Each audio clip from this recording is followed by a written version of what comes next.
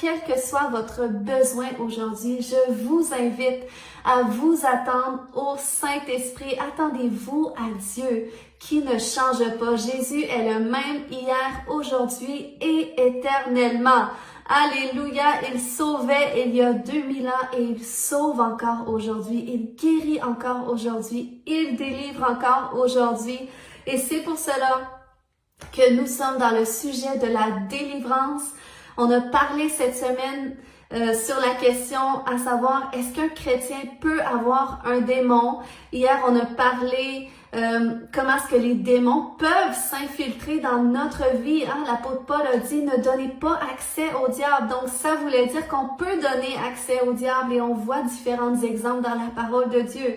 De croyants, de gens qui avaient une relation avec Jésus, Judas, mais qui ont été remplis des démons. On voit aussi un exemple avec Ananias et Saphiras qui étaient remplis du Saint-Esprit, ils avaient reçu le baptême du Saint-Esprit, ils priaient en langue, mais à un moment donné, ils ont laissé entrer l'ennemi qui les a poussés à mentir et ça a fait tomber le jugement de Dieu sur eux.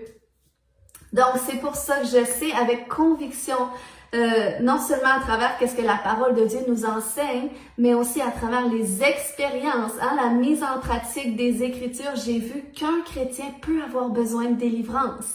Et je sais qu'il y en a dans les commentaires qui ont marqué, qui ont écrit qu'un chrétien ne peut pas avoir besoin, mais je vous invite à aller revoir les vidéos et à aller lire les Écritures. Dans les Évangiles, on voit beaucoup d'histoires qui nous confirment la vérité derrière les choses spirituelles.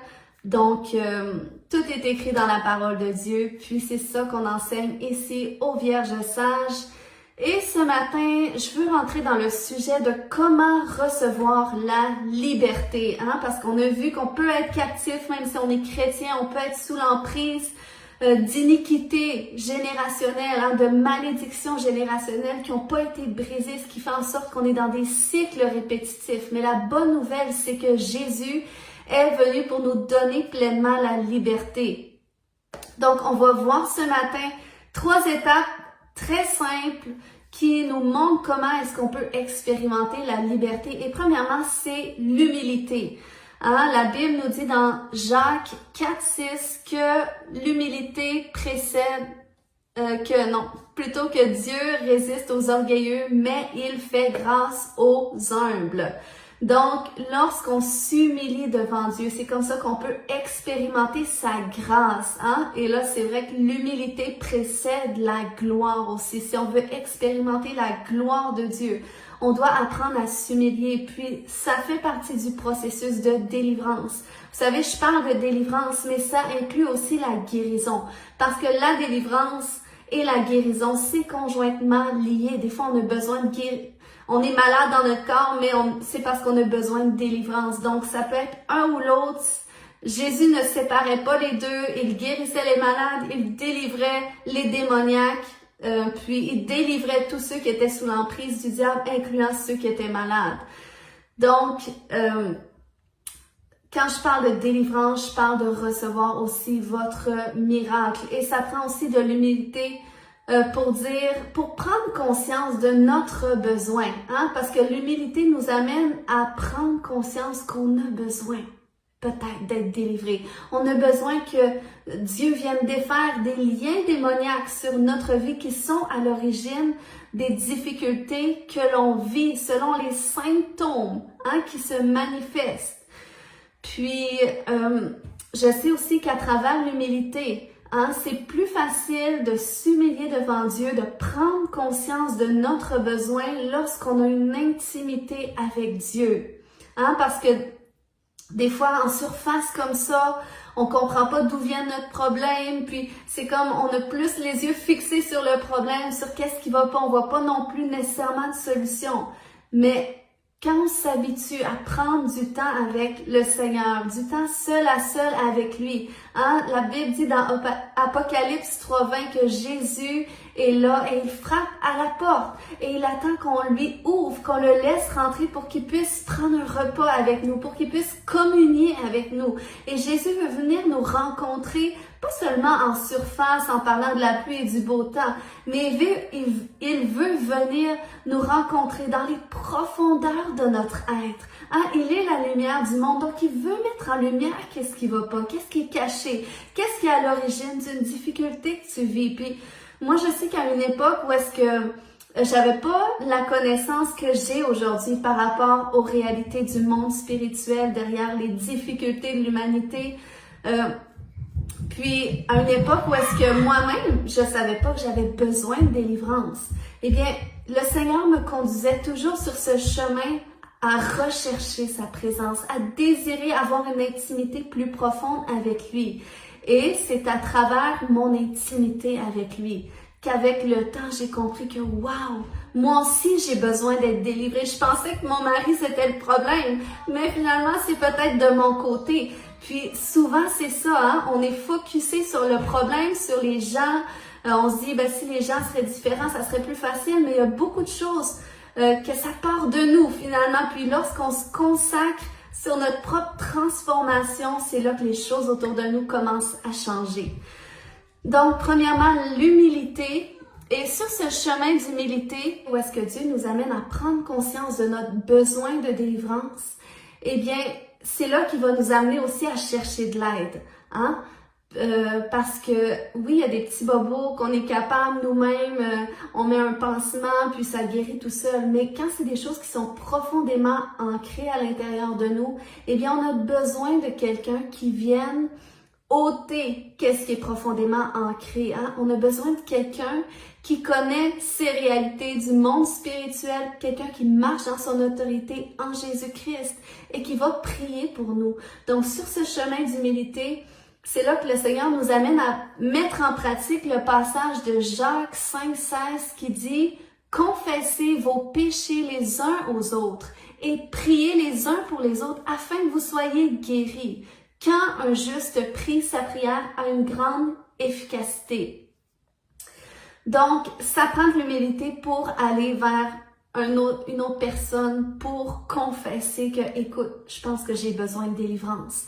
Je lutte avec certaines choses, ça va pas bien dans ma vie, j'ai besoin que Dieu fasse un miracle parce que il se passe ceci, il se passe cela. C'est pas évident, surtout lorsqu'on est chrétien.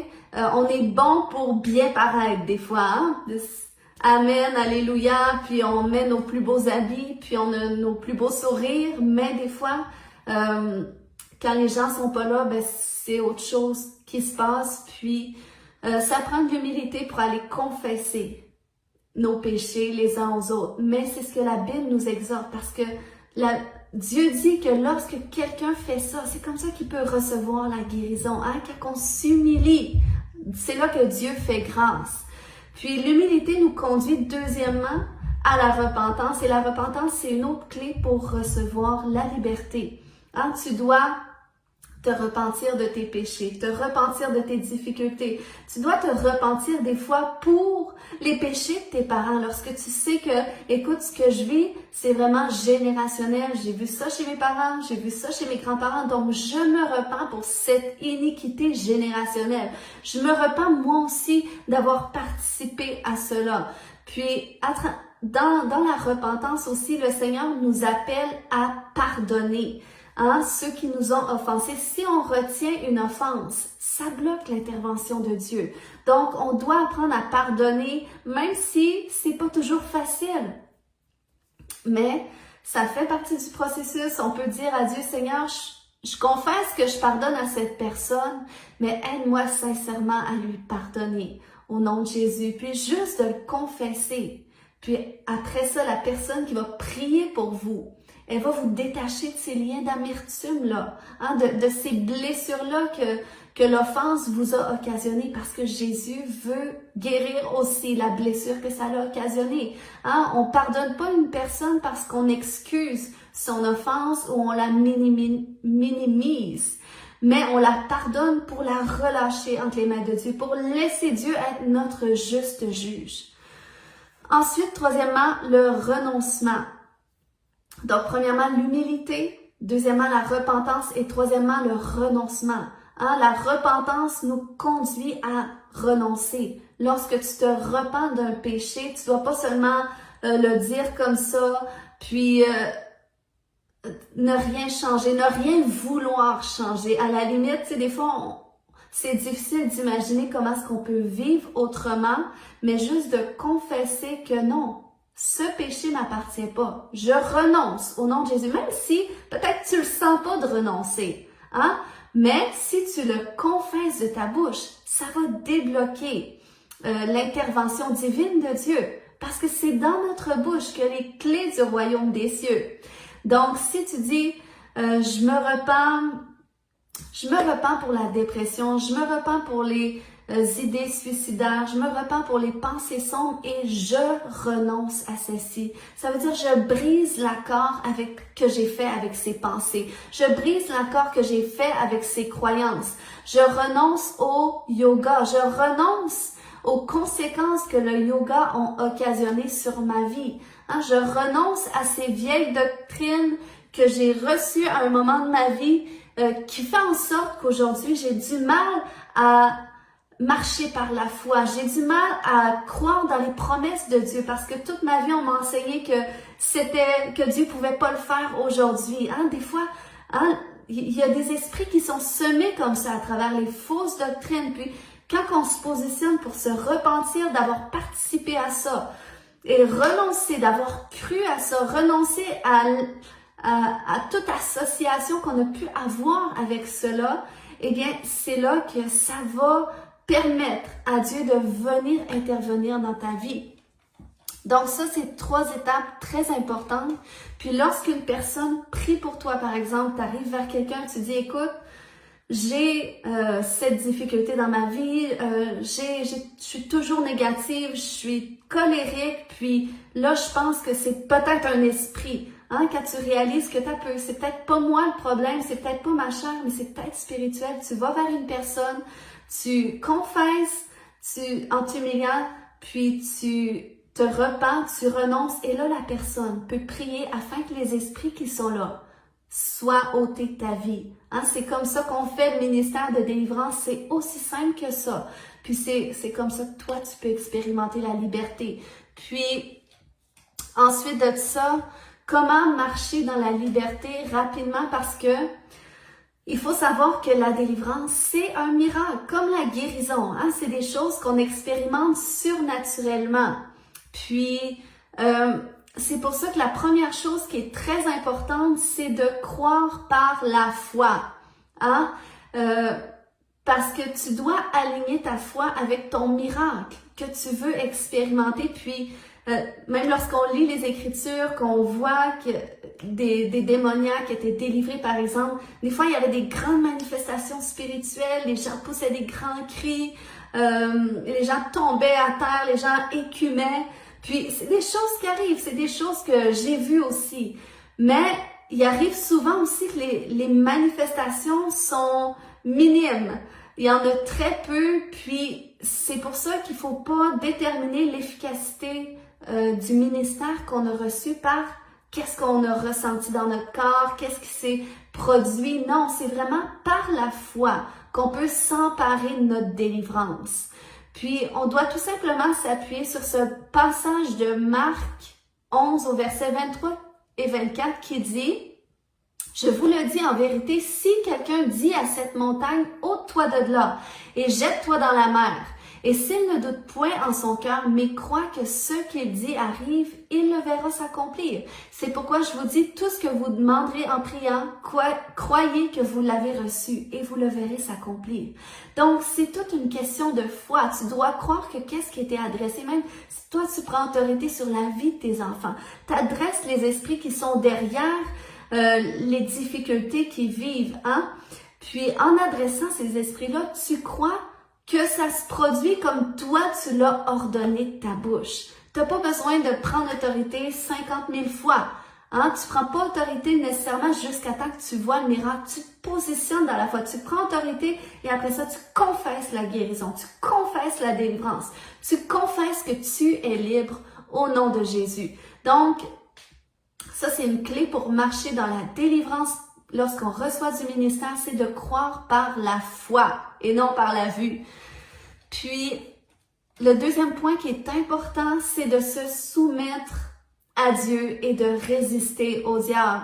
La Bible nous dit dans Jacques 4:7, soumettez-vous à Dieu et résistez au diable et il fuira loin de vous. Donc ça, c'est un processus qu'on doit apprendre à faire tout au long de notre vie chrétienne, apprendre à marcher dans la soumission à Dieu. Et on doit le faire d'autant plus lorsqu'on reçoit du ministère parce que le Seigneur voudra faire un travail aussi au niveau de la transformation de nos pensées, au niveau du renouvellement de nos pensées, parce qu'il faut savoir que lorsque des hommes forts qui sont à quelque part dans notre vie, eh bien, ils ont bâti des forteresses, ils ont bâti des schémas de pensée, des façons de voir les choses qui viennent avec des peurs, avec des choses qui viennent à l'encontre des Écritures. Puis, le Seigneur va nous amener dans ce processus de renouvellement de nos pensées, de renverser les forteresses, puis bâtir nos pensées avec la parole de Dieu. Donc, à force de le faire, c'est là que le miracle aussi va prendre place dans notre vie. C'est un processus. Puis ce matin, je ne veux pas aller trop long parce que je veux prendre le temps de prier pour vous. Donc, quelle que soit votre difficulté, je vous invite à commencer à vous humilier devant Dieu. Commencez à dire au Seigneur, tu vois ma situation, tu vois qu'est-ce que je vis, je suis tannée de vivre ça, Seigneur Dieu. Je comprends que ça fait pas partie de moi, cette chose-là, ce péché ne m'appartient pas, cette difficulté ne m'appartient pas, ce problème de comportement ne m'appartient pas, ce problème financier ne m'appartient pas, ce problème de dépendance ne m'appartient pas. Aujourd'hui, Seigneur, je me repens. Je me repens pour avoir participé à cela. Je me repens, Seigneur, pour ce péché. Je me repens, Seigneur Dieu, d'avoir conduit ma vie en fonction de toutes ces pensées de peur qui viennent. Je me repens, Seigneur, d'avoir cru aux mensonges qui me rendaient timide. Je me repens, Seigneur, pour avoir jugé les autres. Oui, Seigneur, parce que c'est vrai que j'ai souffert du rejet, puis aujourd'hui, je vais être délivrée de l'esprit de rejet. Donc, repens-toi ce matin, commence à renoncer. Si je renonce au rejet, je renonce à la peur du rejet, je renonce à la peur, je renonce aux inquiétudes, je renonce au stress, je renonce à cette maladie qui ne m'appartient pas, je renonce à ce cycle générationnel dans ma famille, je renonce à ces iniquités au nom de Jésus, je renonce à ces terreurs nocturnes, je renonce à ces rêves sexuels au nom de Jésus, je renonce à cette relation dans le passé qui vient encore me hanter dans mes rêves.